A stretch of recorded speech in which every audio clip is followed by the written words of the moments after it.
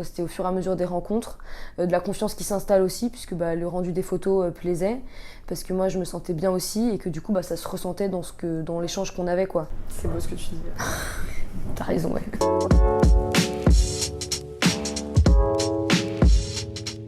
Salut Béa. Ça commence par un fou rire. Je suis trop contente de t'avoir sur la chaîne YouTube pour ce redémarrage. Donc moi je te connais bien sous le nom de Béa, mais on te connaît mieux sous le nom de Studio Louche en tant que photographe. T'es photographe dans les nuits parisiennes depuis un peu plus de 6 ans. Tu m'arrêtes dès que je dis une connerie. Et au début, je sais que tu te baladais beaucoup dans des soirées plutôt hip-hop, avec pas mal de soirées beatbox, des soirées open mic.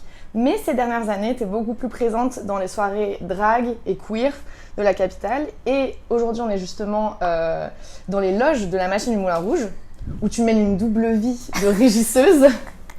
Donc ces loges, tu les connais bien. Et tu as justement décidé de lancer un projet qui s'appelle En Loge, dont on va parler aujourd'hui principalement.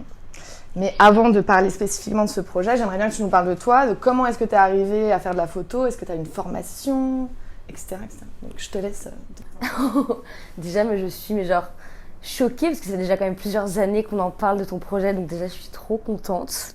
J'ai beaucoup d'émotions. Studio Louche. C'est WAM. J'ai commencé il y a 6 ans du coup, et même si j'ai un peu toujours fait de la photo, je me suis vraiment lancée du coup dans les open mic, exactement, où tu m'as d'ailleurs pas mal accompagnée. Et ça a commencé même à la folie. Et en fait, je commençais à faire des photos dans les open mic parce que les rappeurs, c'était principalement des rappeurs, ils avaient besoin de photos, et moi du coup j'avais besoin de me faire la patte aussi là-dessus, donc on s'est bien rejoint à mi-chemin. Et petit à petit, du coup, je me suis dirigée sur la scène drag queen parce que ça m'avait fait de l'œil. Et une fois que j'ai fait ma première soirée, c'était avec la Feugli. C'était dans un lieu dans le 14e. Enfin non, pas 14e, vers François Mitterrand. Et à partir de là, en fait, je suis tombée amoureuse en fait, de cette scène. J'ai été fascinée. Et du coup, après, je me suis lancée là-dessus, quoi. Et la photo, ça t'est venu en arrivant à Paris, tu t'es dit « Ah tiens, j'ai envie de creuser cet art-là » ou... Non, à la base... T'as croisé des gens sur ta route qui t'ont dit « Il faut que tu fasses de la photo ». En fait, à la base, je sais pas si tu te souviens de cette époque-là où j'ai commencé à faire des vidéos et je commençais à être devant l'objectif. Et en fait, je me suis rendu compte qu'au début, ça m'allait pas du tout. Je suis mieux derrière. J'étais trop exposée, j'étais en mode ça va pas du tout. Du coup, je me suis remise derrière en me disant en fait, j'ai plutôt envie de... Il y a déjà beaucoup de gens qui font beaucoup de choses et du coup j'ai plutôt envie d'aller témoigner là-dessus et de mettre du coup je me suis rendu compte que la photo j'y arrivais plutôt bien, que ça me plaisait, qu'il y avait un truc qui m'animait de ouf et du coup je me suis dit vas-y je vais plutôt partir là-dessus et vraiment en autodidacte quoi. On avait des cours ensemble tu vois en photo. Moi c'est pas là que t'as appris c'est pas là que j'ai appris à faire de la photo. Sinon moi aussi je serais peut-être une grande photographe aujourd'hui et c'est pas le cas. Comme quoi finalement il y en a devant et derrière l'objectif. Et voilà. Et du coup, après, je me suis lancée en autodidacte et petit à petit, on apprend, on rencontre des gens et on se lance, quoi. Trop bien. Et du coup, aujourd'hui, justement, tu disais, t'as fait ta patte au fur et à mesure des années. Et comment tu décrirais ton style aujourd'hui ? Mon style, je dirais qu'il est sincère. Je dirais qu'il est fantasmagorique aussi. Parce que c'est un très joli mot en plus de 3 syllabes quand même. non, et qu'il est coloré. Fantasmagorique parce que du coup on est un peu sur des mises en scène aussi, parce qu'il y a mon côté reportage et mon côté aussi mise en scène artistique, et qui du coup va partir de ce qu'il y a dans le réel, et va partir du coup un peu plus loin pour faire des extensions de ce qui existe, et du coup pour faire des nouvelles créations d'images. C'est beau, c'est bien, tu décris bien ton art. C'est là, si tout le monde n'est pas rué sur ton Instagram, en fait je sais pas ce qui se passe. Et donc du coup, tu disais tout à l'heure que tu t'étais intéressée à la scène queer et au drag, que ça t'avait vraiment fait quelque chose. Justement, qu'est-ce que ça t'apporte et comment t'es arrivée sur cette scène ? Parce que j'imagine que quand t'arrives dans la capitale, tu connaissais pas encore tous les acteurs de cette scène-là. Et c'est pas évident de se faire une place. Comment tu t'intègres là-dedans ? C'est déjà la scène, elle grossit de jour en jour sur Paris, vraiment à l'international aussi. Cette scène-là, c'est vraiment petit à petit, c'est vraiment pas à pas. C'est long, tu vois, aujourd'hui je peux en parler, mais ça fait 5 ans qu'on commence à tourner autour, qu'on commence à rencontrer des gens, qu'on se fait vraiment petite souris dans ce milieu-là, puisque moi c'est pas mes communautés. C'est pas, je suis plutôt, j'essaie vraiment d'apporter mon témoignage là-dessus, mais du coup Du coup, ça met du temps en fait de comprendre, de connaître, de capter aussi ce qui peut être pris en photo, ce qui ne l'est pas, et d'arriver et d'être là petit à petit pour déjà en fait pour cerner ses objectifs, de dire pourquoi est-ce qu'on est là, qu'est-ce qu'on va prendre en photo, qu'est-ce que ça va apporter. Et du coup, là, c'était pareil, c'était comme dans le beatbox, quoi. C'était au fur et à mesure des rencontres, de la confiance qui s'installe aussi, puisque le rendu des photos plaisait, parce que moi, je me sentais bien aussi, et que du coup, ça se ressentait dans l'échange qu'on avait, quoi. J'imagine que ça t'a apporté aussi quelque chose sur le plan personnel, de côtoyer davantage cette scène. Des fois, je me dis, en fait, tout le monde devrait aller voir au moins une soirée de drague dans sa vie. Alors après, il y en a plein qui sont très différentes les unes des autres. Mais si tu devais donner un argument de pourquoi est-ce qu'on devrait tous y aller, ou qu'est-ce que toi, ça t'a apporté personnellement de te rapprocher de cette scène-là?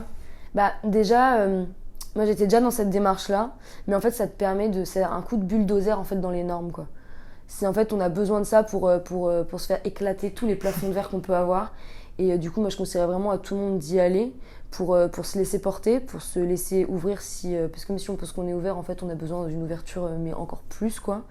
Et donc d'autant plus d'y aller et de bouleverser en fait tout ce qu'on a, quoi. Puis quand tu dis ça, je trouve que ça rejoint bien ce que tu disais tout à l'heure sur ton style de photo fantasmagorique. Les deux domaines étaient forcés de se rencontrer, quoi. Ouais, obligé. Enfin, il y avait ça vient se compléter. C'est en fait, ouais, c'est ça. C'est comment à partir de ce qui existe, en fait, on va aller encore plus loin. Comment est-ce qu'en fait, on va pouvoir s'autoriser à penser, à faire et à jouer en fait de toutes les normes et de tout ce qui peut nous contraindre, en fait.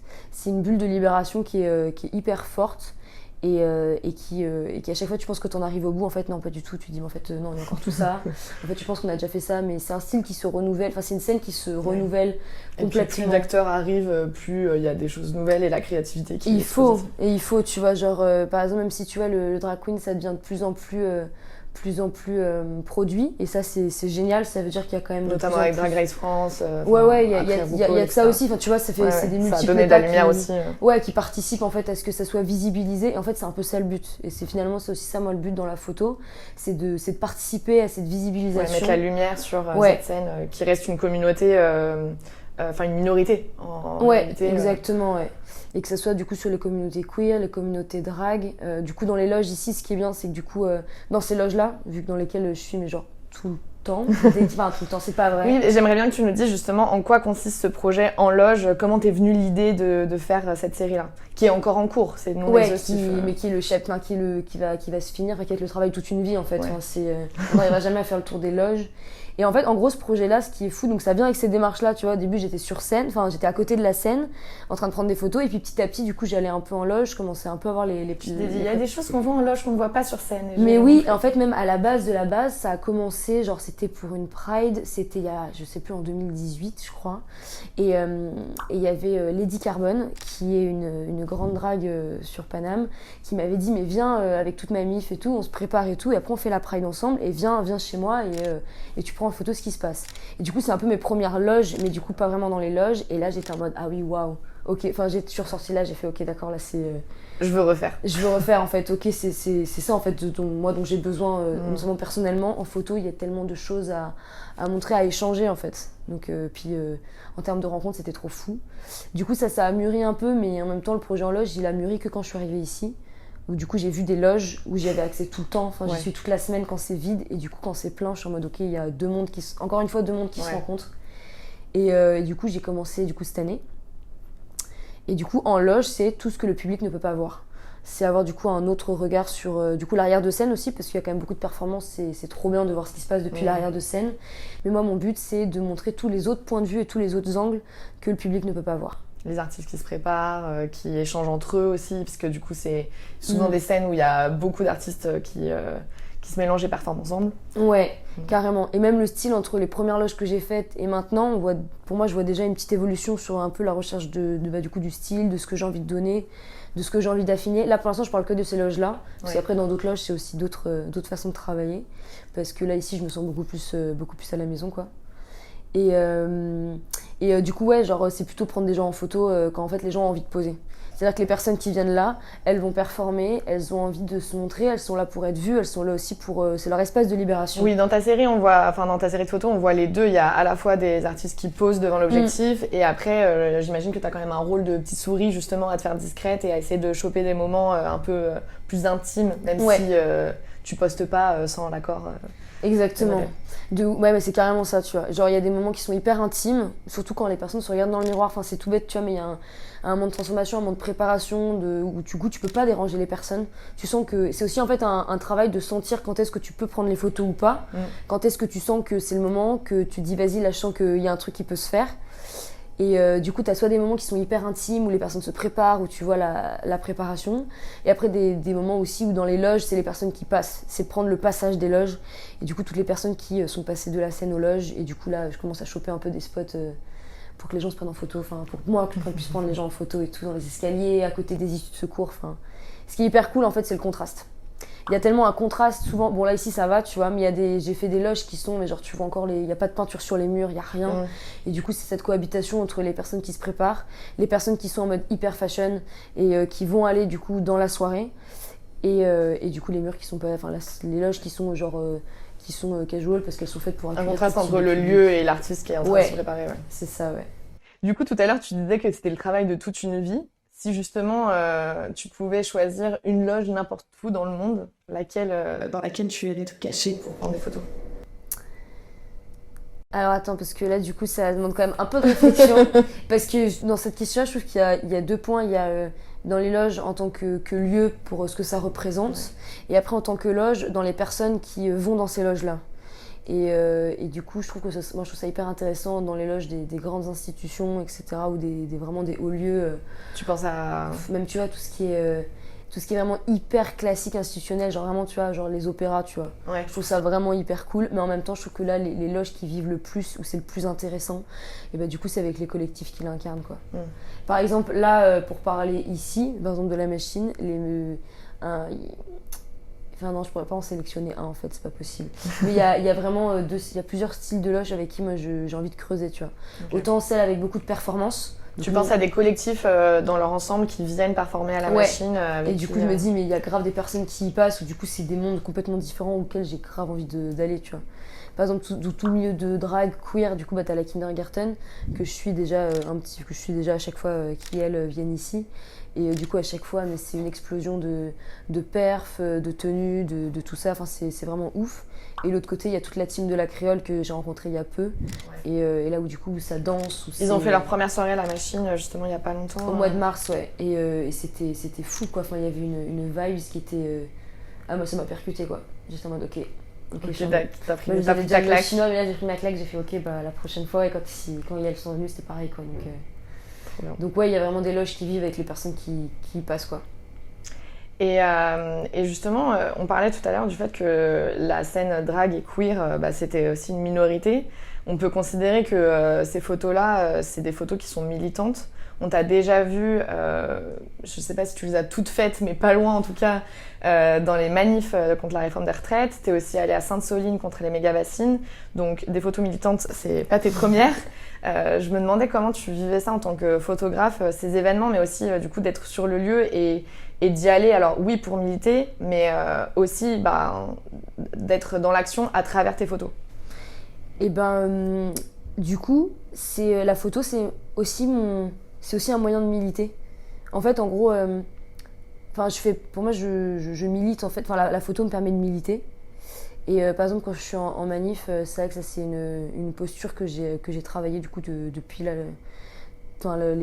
manifs contre la réforme des retraites qui ont été hyper intenses. J'en faisais un petit peu avant, mais là ça m'a pas resté. En fait, je me suis pris que des claques en fait cette année, mais des bonnes, tu vois. Et ça va? Oui, ça va super. Ouais, du coup, c'était assez fou parce qu'en fait, quand je suis en manif, je manifeste, mais avec mon appareil photo. C'est-à-dire qu'en fait, j'ai cette double casquette là.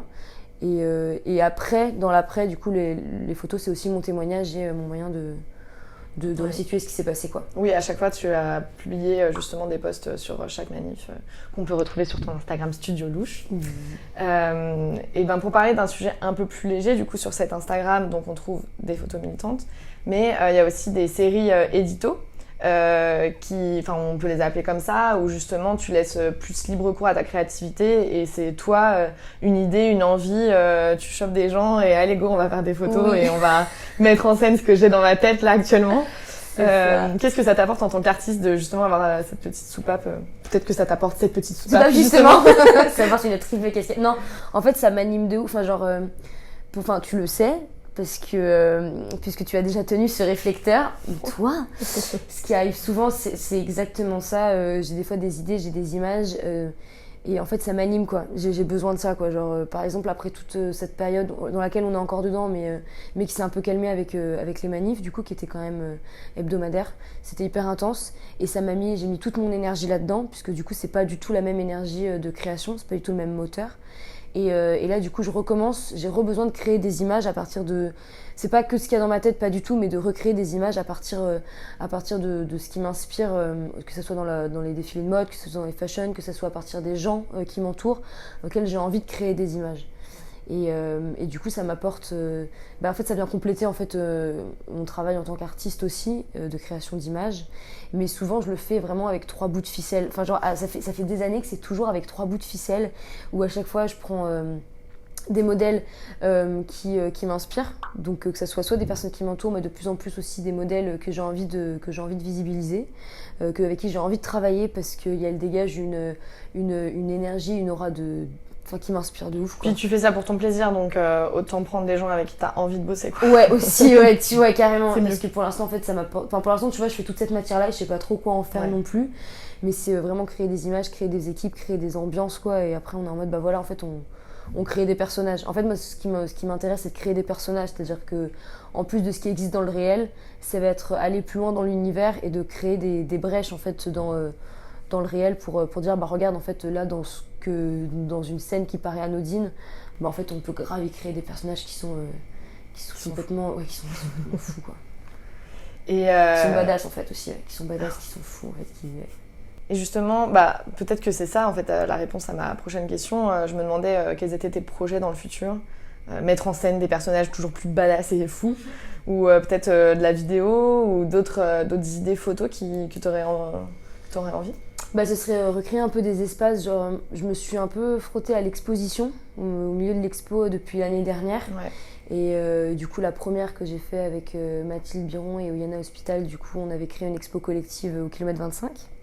Et c'était la première expo collective que j'avais fait, qu'on a fait ensemble, et c'était carrément, c'était carrément inspirant. Et du coup, en fait, c'est créer ces espaces-là, et comment est-ce que la photo, elle arrive pareil à transpercer le réel, comment est-ce que tu peux faire des installations, et comment est-ce que tu peux réussir à refaire passer des messages et à créer des espaces de liberté, en fait. Et le faire de façon collective aussi, c'est quelque chose qui t'a plu davantage que si t'avais fait une expo seule, par exemple, ou... Alors, ouais, le faire collectivement, c'est dans le partage avec d'autres artistes qui t'inspirent aussi. Non, mais ça a tout changé, quoi. Donc ça amène des fois des discussions, plein de compromis, mais ça amène surtout en fait un moteur d'énergie qui est trop inspirant. Donc franchement, faire des expos collectives quand c'est qu'avec une bonne curation, ça va super loin, quoi. Ça peut aller vraiment loin, et je trouve que tout seul, évidemment dans l'individuel, t'arrives quand même à te nourrir de ce qui t'entoure, t'arrives à te nourrir et tout, mais il y a un moment où moi je sais que je suis dans une démarche où là j'ai besoin d'être en meute, quoi. Merci beaucoup, Béa. Juste avant de se quitter, j'aimerais que tu nous donnes une reco que tu aurais en ce moment, un compte Instagram qui t'a inspiré, une expo qu'il faut absolument qu'on aille faire, un collectif à suivre, justement, mais ça, tu me disais que tout à l'heure, tu ne saurais pas en choisir un, ou un lieu où tu adores aussi faire des soirées que tu aurais à nous recommander. Je réfléchis deux petites minutes là-dessus. T'inquiète, il y a plusieurs choses. Il y a pareil une photographe que j'ai découvert il n'y a pas longtemps, qui s'appelle Ronan McKenzie, et qui, elle, pareil, s'inspire en fait des personnes qui l'entourent pour créer des images. Donc c'est des images qui sont d'une belle douceur et tout. Donc je me suis pas mal inspirée de cette personne pour un peu savoir comment est-ce qu'on faisait aussi dans les démarches artistiques, comment est-ce qu'on arrivait un peu à trouver de nouvelles idées. Donc carrément aller voir. On ira voir ça alors. Et puis sinon, en vrai, en lieu de photo, moi je dirais juste, c'est hyper, c'est peut-être basique, mais vraiment regarder en fait, les espaces du quotidien, et dans tous les espaces du quotidien, essayer de renouveler son regard là-dessus, et en fait, en ayant un appareil photo dans les mains, en fait, le regard il change complètement, quoi. C'est beau ce que tu dis. T'as raison, ouais. J'ai l'impression que les murs s'effondrent, donc oui, ça va être c'est la temps de partir. Et là, je tombe. Mais merci beaucoup d'avoir accepté mon invitation, de nous avoir accueillis dans les loges de la machine. Je voudrais aussi remercier l'équipe qui est derrière les caméras. Et puis, je vous dis à bientôt pour une prochaine vidéo. N'hésitez pas à vous abonner à cette chaîne YouTube sur les prochaines interviews, car elles arrivent malgré les apparences. et voilà, merci encore. Bravo, viens on discute. Bravo Héloïse, merci pour l'invitation. Voilà.